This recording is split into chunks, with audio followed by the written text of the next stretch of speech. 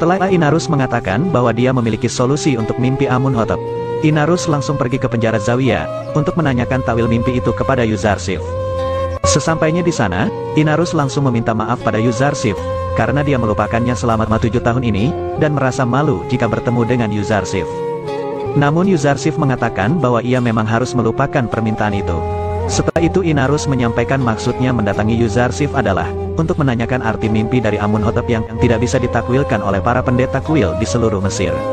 Setelah Inarus menceritakan mimpi dari Amunhotep, Yuzarsif mengatakan bahwa dengan izin Allah yang Maha Esa, dia tahu takwil mimpinya. Salah satu tahanan mengatakan kepada Yuzarsif agar jangan menakwilkan mimpinya sebelum Amunhotep membebaskan Yuzarsif. Namun Yuzarsif menolaknya, karena Allah mengajarinya takwil mimpi bukan untuk meminta imbalan sama sekali. Yuzarsif langsung menceritakan arti mimpi itu, bahwa Mesir akan ada 7 tahun masa subur, dan dalam waktu kurun itu mereka harus banyak bercocok tanam dan memanennya.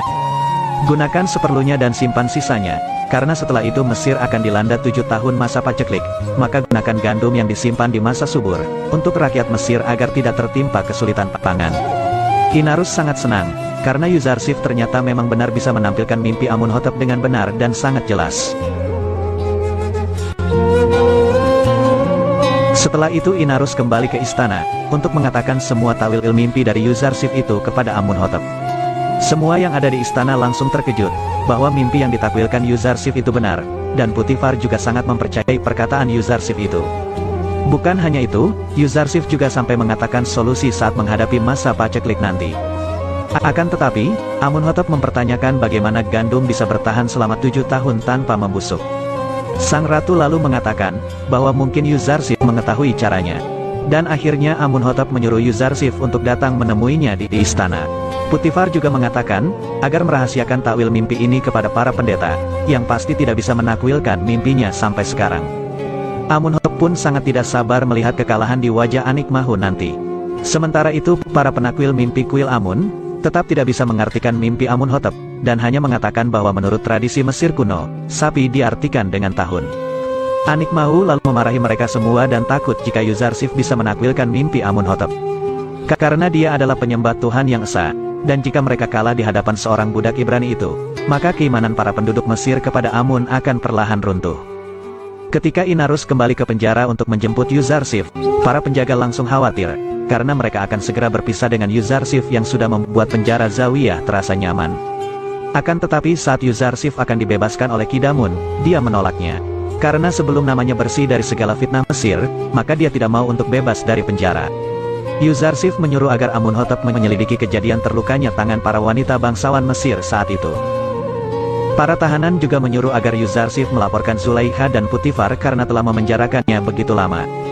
Tetapi Yuzarsif menolaknya, karena mereka berdua sudah mengasuhnya sejak kecil, dan memperlakukannya seperti anak sendiri. Pada akhirnya, Inarus harus kembali ke istana, dan mengatakan syarat yang diminta oleh Yuzarsif itu. Amunhotep awalnya merasa heran, kenapa ada orang yang akan dibebaskan, malah meminta sebuah syarat. Dan ketika Inarus menjelaskan syaratnya, Putifar langsung mengatakan bahwa dia mengetahui semua kejadian itu, dan akan mengundang para wanita bangsawan ke istana untuk segera diadili. Putifar langsung memerintahkan Zulaikha untuk mengumpulkan semua wanita saat kejadian di mana para tangan wanita bangsawan Mesir terluka, untuk menuju istana menemui Amunhotep. Putifar menjelaskan kepada Zulaikha bahwa Yuzarsif tidak mau dibebaskan sebelum nama baiknya dipulihkan.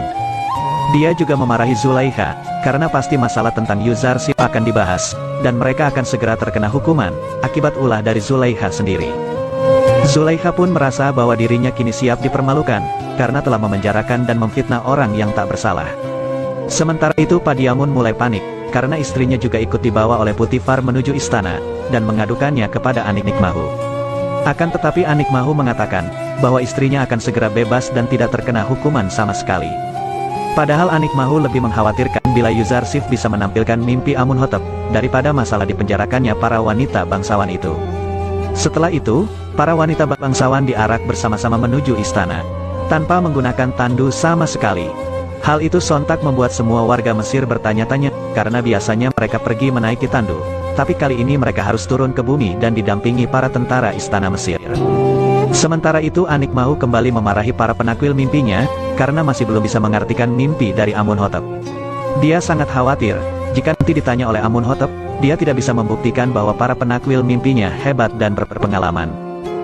Anikmau juga sangat khawatir jika Yuzarsif sudah tahu arti mimpi dari Amunhotep, dan akan mempermalukan para pendeta di hadapan para pembesar Mesir nanti. Kembali ke istana, para wanita mulai diadili oleh Amunhotep, yang menanyai kejadian apa yang sebenarnya terjadi kepada mereka dan Yuzarsif beberapa tahun yang lalu.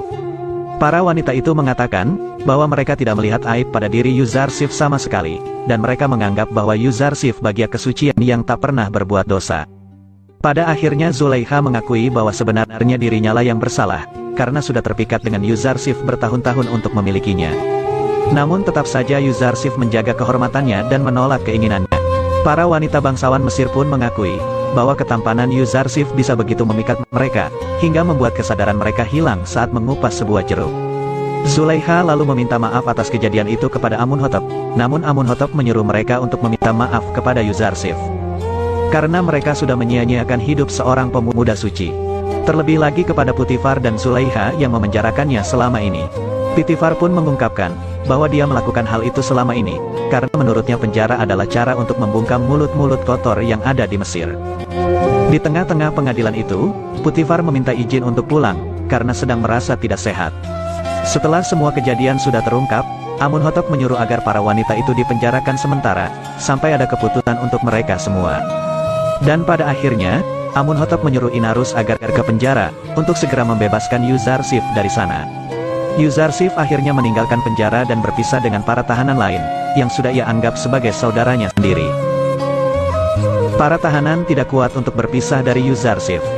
Karena jika penjara tanpa Yuzarsif, bagaikan kuburan bagi mereka. Tapi Yuzarsif menjelaskan, bahwa Allah selalu berada di antara mereka.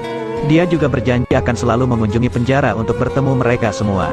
Ketika Yuzarsif akan menuju ke istana, dia menolak untuk menaiki tandu, karena dia tidak ingin membebani pundak orang lain, malah justru dia ingin mengambil beban dari pundak mereka. Hurahuf mengatakan, jika tandu ini sangat aman, dan tidak akan mudah jatuh. Yuzarsif langsung mengatakan, bahwa siapapun yang menaiki pundak orang lain, pasti akan jatuh suatu saat nanti. Yuzarsif pada akhirnya menaiki kereta kuda menuju istana Amunhotep.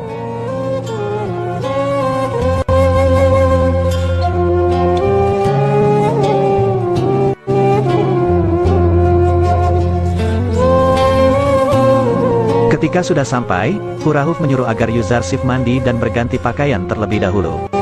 Agar terlihat sopan di hadapan Amunhotep, tidak disangka di depan istana itu, juga ada Malik yang sudah menunggu Yuzarsif bertahun-tahun di Mesir.